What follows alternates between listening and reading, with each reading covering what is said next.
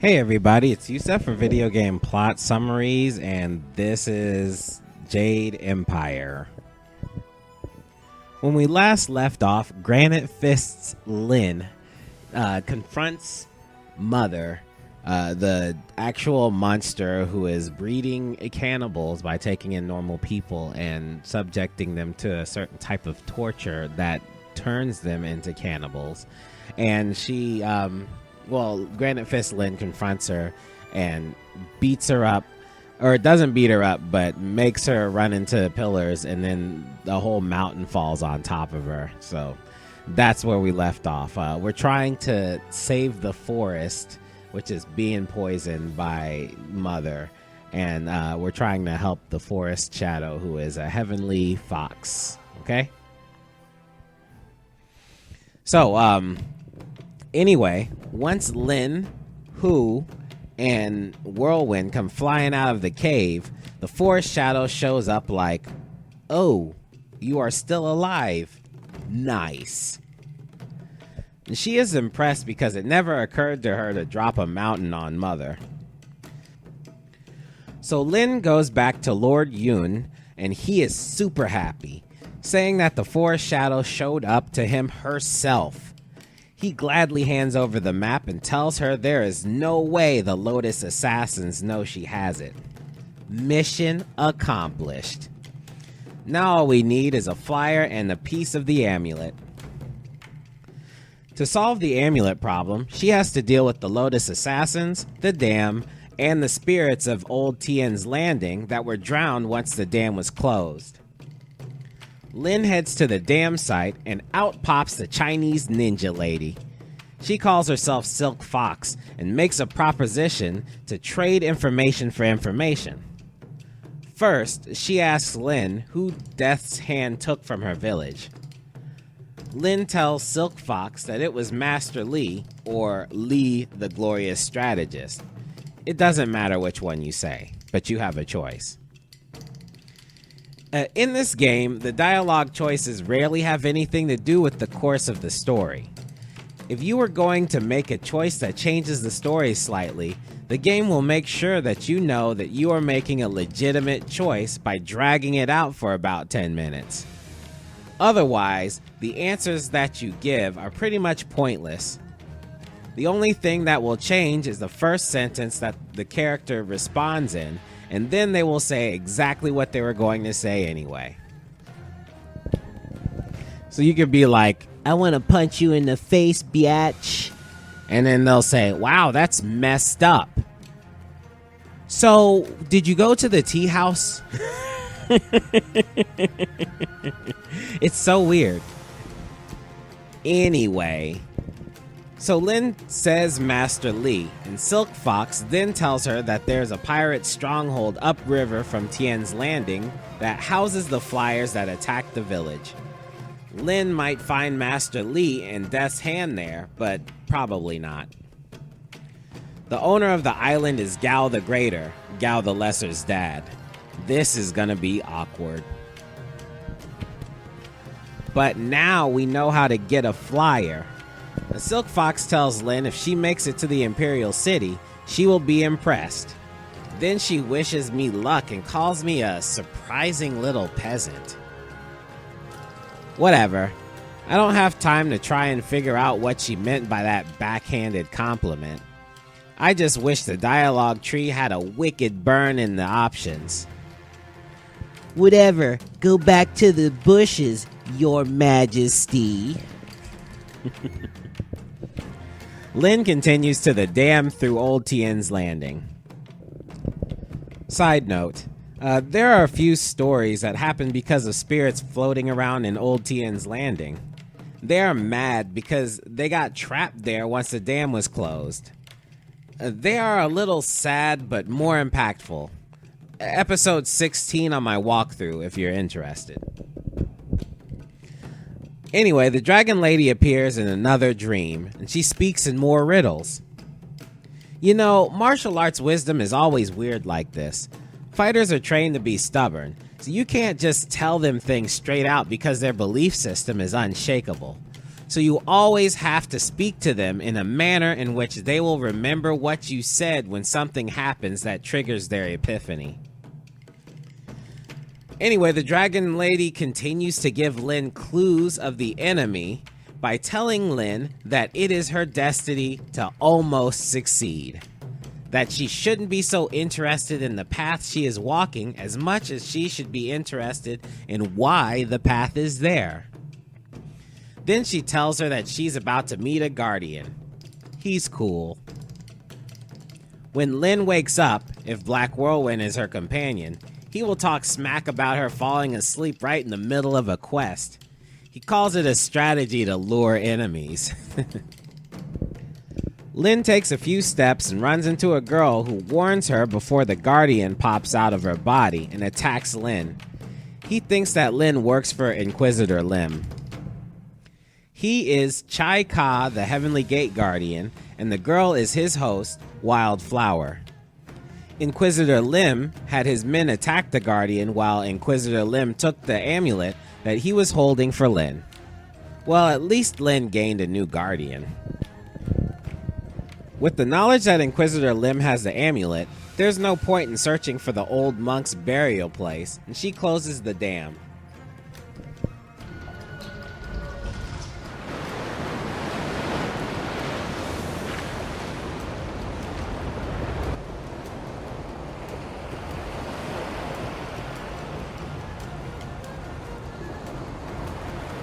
Lin then uses a drunk boater to get up the river to the pirate stronghold. On the way to see Inquisitor Lim about the amulet and Gao the Greater about the flyer, she runs in the sky.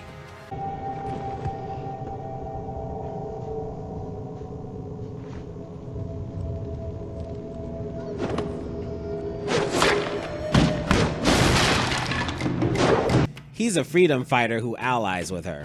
Sort of. She kind of just helps him to open a door and goes off to free slaves that are in the stronghold. Lin keeps going on her path and runs into a meeting between Inquisitor Lim, Guy the Greater, and Lady Death. Apparently, even though Inquisitor Lim has the amulet, the flyers that they have on the stronghold are only good for short flight and not long flight.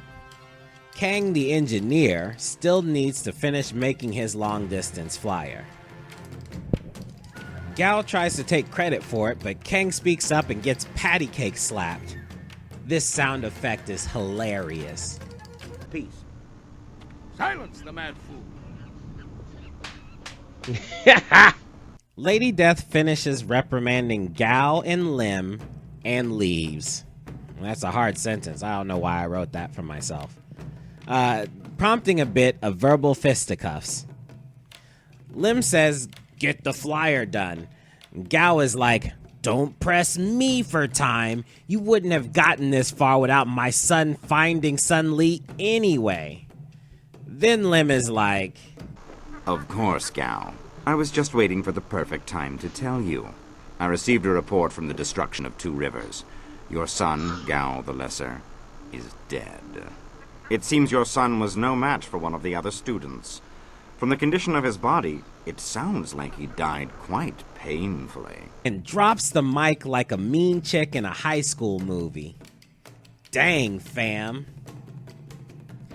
Gao retreats to cry, understandably, and Lim threatens Kang to finish the project today.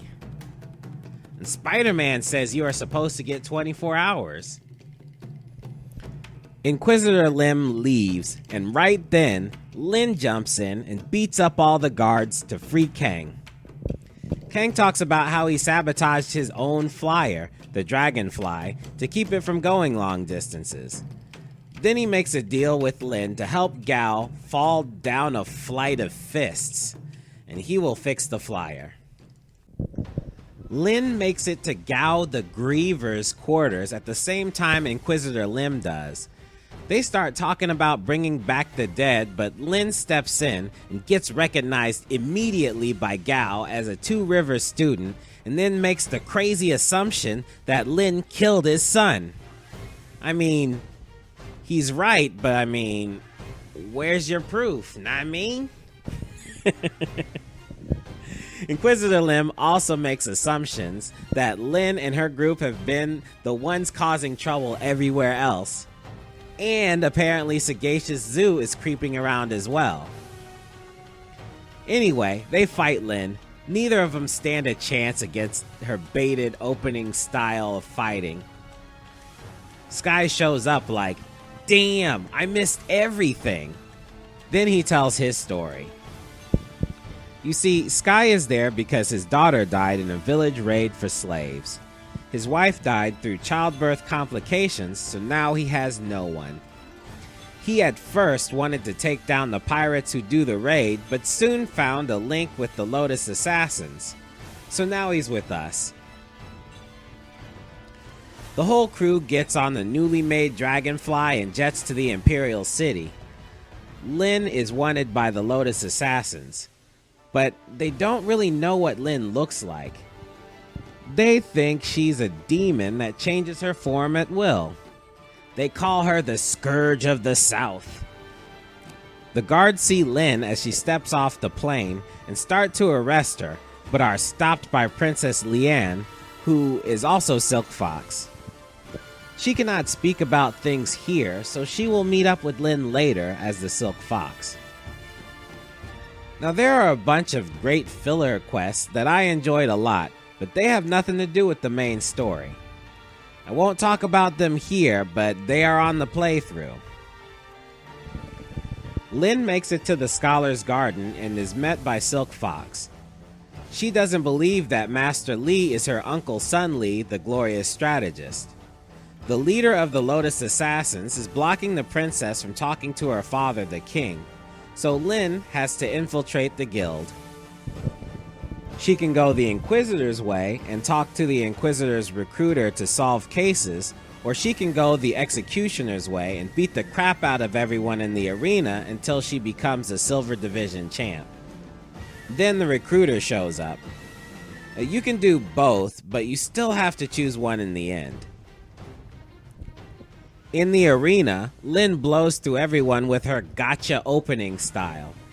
After a little bit, Black Whirlwind, who used to fight in the arena, shows up out of concern for Lin. Afterwards, Lin visits the Inquisitor, and he tells her that Judge Feng is troublesome to the Lotus Assassins, but is a little sleazy, so no one listens to him. However, Minister Sheng, the mayor of Tian's Landing, is coming to town with some evidence that might expose the Lotus Assassins to the public. The Inquisitor asks that Lin try to be discreet in her solution.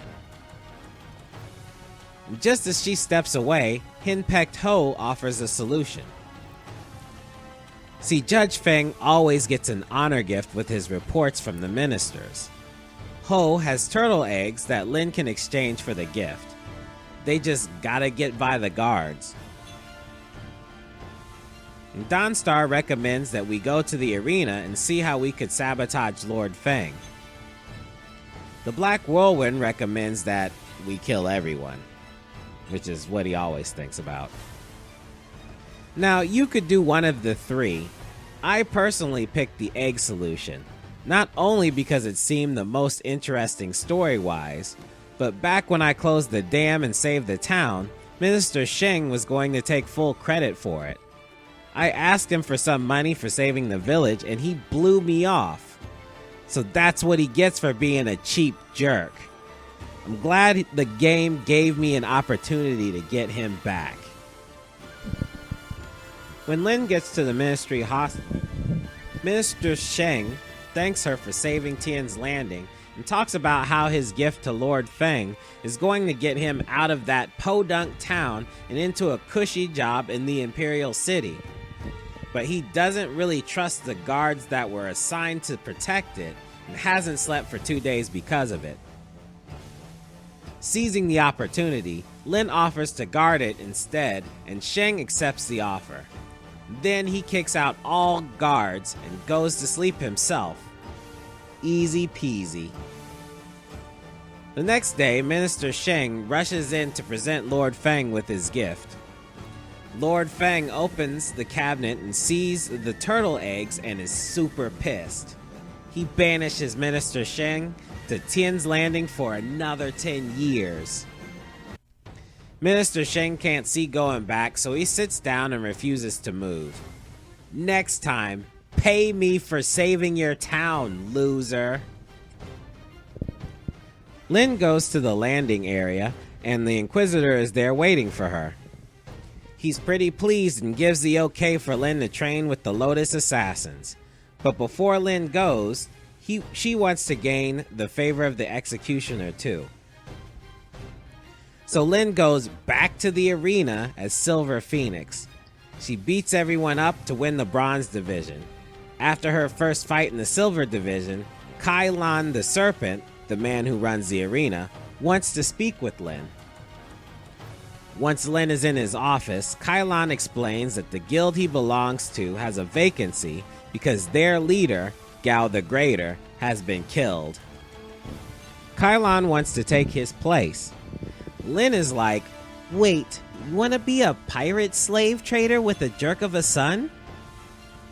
Once she says that, Kai Lan knows she killed Gao. He needs her more than he needs to turn her in, though. He continues to tell Lin that Black Whirlwind is trouble and he had a chance to become the champion of the arena. But all he did was get drunk and break things and be belligerent. So Kai Lan had to kick him out. Whirlwind's brother, the Raging Ox, stayed on and became the champion instead. Lin agrees to hear out Kai Lan, but speak of the devil and he shall come. Whirlwind busts into the door and stops the discussion.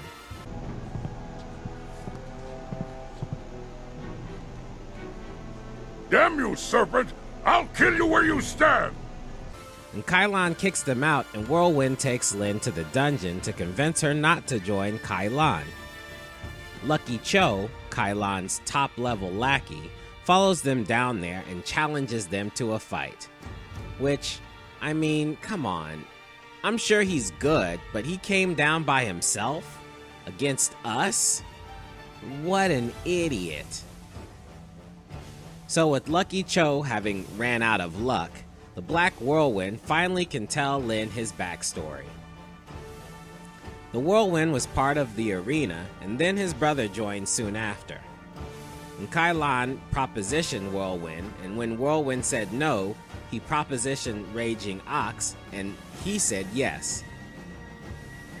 That is when Raging Ox became a hitman for the Serpent while becoming the champion of the arena. One night, Whirlwind got drunk and followed Ox to Kai Lan's place to try and talk some sense into him. But Kai Lan intervened and Whirlwind attacked Kai Lan, but Ox got in the way and took a death blow from Whirlwind's axe. Which they could have showed us and not told us. Whirlwind ran away and drunk himself into a stupor for half a year. Why didn't the authorities come looking for him after he killed his brother, you ask? Yeah. So Lin keeps fighting in the arena and is finally recognized by the Executioner. I think it's cool that the Executioner wonders why Lin persists in the arena even though she already got the go-ahead from the Inquisitor. Lin is double confirmed for Lotus Assassin training and stays in the arena to see if she can make champion. Meanwhile, Kai Lan is made aware of Lucky Cho's death and orders Lin's next opponents to be replaced with his own killers with poison weapons. Dude, poison weapons are so crazy. A lot of movies and anime have bad guys that stoop to the level of using poison. I imagine the prep for that is ridiculously long and dangerous. Sometimes they load like 1,000 needles into a mechanism in an umbrella or something. Given that the poison is so deadly, it would be a pain to not scratch yourself. Secretaries get paper cuts, right? Gotta keep that antidote handy. Anyway, Lin handles them with no problem, and her fight manager is pretty upset that it happened. But at least now Lin knows that the serpent is actively trying to kill her. Big surprise. Lin moves through to defeat Iron Soldier for the Silver Championship and works her way to the champion, the Ravager. As they are introduced, Kylon stands between them trying to stop the fight, saying that Lin isn't experienced enough for the honor. But the crowd will not have any of that. Lin and the Ravager fight. Lin of course wins and knocks off the Ravager's mask. The Serpent and Lin's manager come out to congratulate the new champion, and so does the Black Whirlwind, I think. And Kylon is telling Whirlwind that he should thank him for turning his brother into a zombie fighter. Yeah, no. Whirlwind kills his undead brother for real this time. At least that explains why the authorities didn't come after the Black Whirlwind. And Kylon doesn't want to fight the Whirlwind, so he uses the rule that any ex-champion can fight a champion and challenges Lin, who just fought. But the Whirlwind will not be denied and requests that Lin let him fight in her place for the honor of his brother. Of course he can. Kylon still tries to weasel out of it, but since he made the substitutions earlier, he can't refuse. So, after a brief break, the Black Whirlwind faces the Serpent in a battle of pure brawn against swordsmanship, magic, and demon summoning abilities.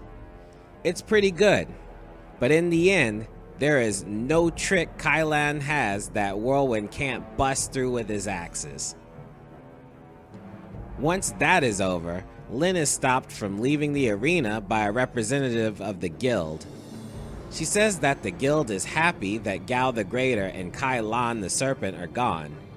The guild will be turning into a more discreet organization, and with that, they will also not pursue revenge against Lin and Whirlwind. With that done, it's off to join the Lotus Assassins. Once they get to the gates of the Lotus Assassins, they spot Sagacious Zhu sneaking in. Might be interesting. Upon entering, Lin is greeted by a shady figure in a dope mask named the Watcher. The Watcher explains the plans of the Lotus Assassins.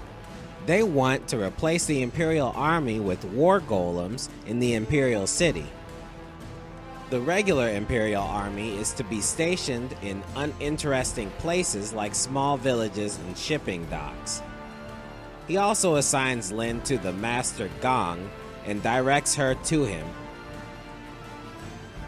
Before she can get across the way, Sagacious Zhu pops out and tells her that Grand Inquisitor Jia is the key to getting to the heart of the Lotus Assassins. Lin soon overhears her new teacher getting berated by his superior, Master Shin, because the newest faction of golems are not operational yet. Apparently, it takes souls to power them, and if Gong can't get his crap straight, he will be one of them. I guess Lin came at a bad time. Gong takes Lin to the indoctrination room where Shin had his follower break a spirit shard and free the spirits within. Now the spirits are just running around killing people. Gong has no issue sending Lin to take care of them. This training really is rough.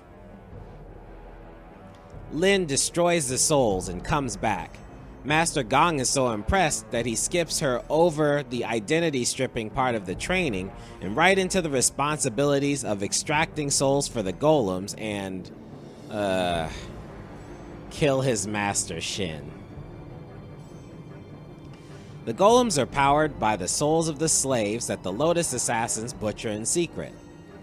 Jade golems, however, require a special soul to power them since they lead the other golems.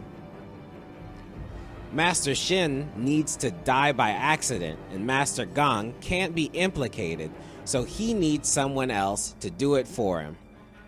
I guess there is no honor amongst Lotus assassins.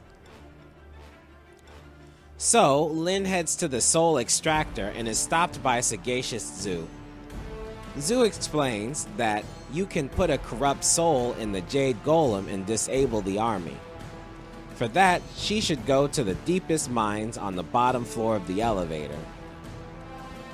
Lin goes straight to the prison where the slaves are, kills the guards, and frees the slaves so that they can use a hole in the mines on a different floor to exit.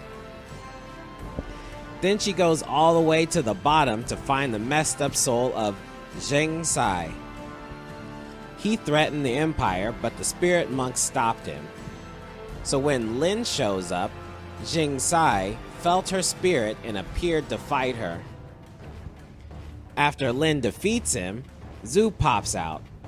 He's confident that she is a spirit monk now. He tells her to use Zheng Sai's spirit in the soul of the extractor and then disappears again. Lin does that and takes the golem spirit shard. In the golem forging room, the golem press operator teaches Lin how to use the golem press and also explains that getting caught in an accident by the golem press is not as big a problem as the other Lotus assassins knowing that you got hurt. You would be the laughing stock of the Lotus assassins. What does that phrase even mean anyway? Laughing stock. Okay, phrases.org.uk says that it has to do with the old times when a dude was locked in stocks for embarrassment. People come by and throw tomatoes at the prisoner and stuff. He is in the laughing stock. Sorry for the tangent. Master Gong points out that Lin would have to get Master Shin into the golem press, and he rarely leaves the inner chambers except to inspect the slaves being led in. So now in order to complete Lin's task, she has to clear the hall of witnesses, distract the press operator, stop the slave shipment before it arrives, and then kill Master Shin and bring him to the press to make it look like he accidentally killed himself. Holy crap. So, Lin gets to work. She goes to the press operator and tells him that they have a master in common and that he will get a promotion should he step aside and let Lin work. So he goes to the other room to inspect golems all day. Lin then goes to intercept the slave delivery, kills the guards, and sets the slaves free. After that, Lin clears the hall by either convincing or killing people. When Master Shin comes walking in, he's all like, "Where is everybody? There will be payment in blood." But Lin informs him that he will be the only one making payments at the moment. Sick burn. They fight and even some golems join in. But in the end, Lin kills him and takes him to the press for an accident. Master Gong comes to make sure he is dead. A terrible tragedy has reached my ears. Our respected Master Shin has met his end in a rather embarrassing fashion. Lin has earned her audience with Grand Inquisitor Jia. Sagacious Zhu pops out again and, when prompted, tells Lin that he was ordered to kill Master Li's family, a pregnant wife. I still think that he took the baby and hid her. Don Star, am I right? Master Gong and Lin go into the ritual room to place the secretly corrupted golem shard in the Jade Golem that is supposed to have control over the other golems. When the Lotus assassin put the shard in there, the golem goes ape nuts and starts killing the assassins in the room. Then it commands the other golems in the fortress to wreck up the place. Once it burns itself out, it collapses to the floor. That's when you notice Grand Inquisitor Jia. What is the meaning of this? Who has corrupted this Jade Golem? It is linked to a legion of warriors that now run mad. The Foundation will crumble. Yes! You see, I never get to say this phrase because I am usually present throughout most of the chaos. I not only know the meaning of this, but I also know what time it is. Anyway, it doesn't take long for her to sense the other amulet pieces on Lin. Grand Inquisitor Gia calls Lin an ignorant puppet and starts monologuing about how Death's Hand takes all the criticism for the bad things that the Emperor decides for the Empire. According to Gia, Emperor Sun He makes the Empire super efficient by taking anyone who would question his ultimate rule and turn them into soul shards for his ultimate army. Of course, that one Jade Golem wasn't the only one, and she activates the other golems in the room to kill Lin. She tells Lin that she has another piece of the amulet and then leaves her to die on some Adam West Batman stuff. How will our hero get out of this clay catastrophe? Tune in next episode. Same Jade time, same Jade channel. Amateur tip.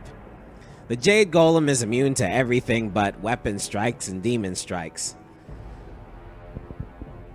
Sorry, I just had to put that in there because it took me a second to figure it out. I mean, I was kicking his butt with my weapon and everything, but then I ran out of focus and couldn't use my weapon again. So I just kept trying to beat him with whatever style I could come up with, and then it ended up that I could turn into a demon and beat him. I don't know how I would have beat him without the demon being in my chi or whatever. But it would have been pretty difficult. I don't know what else you could use to beat him other than the demon and the weapon. But yeah. So with all of that said, and the classic Adam West Batman ending, we're gonna go ahead and stop it for this week, and we're gonna move to the finale next week. And I hope you guys are enjoying it so far.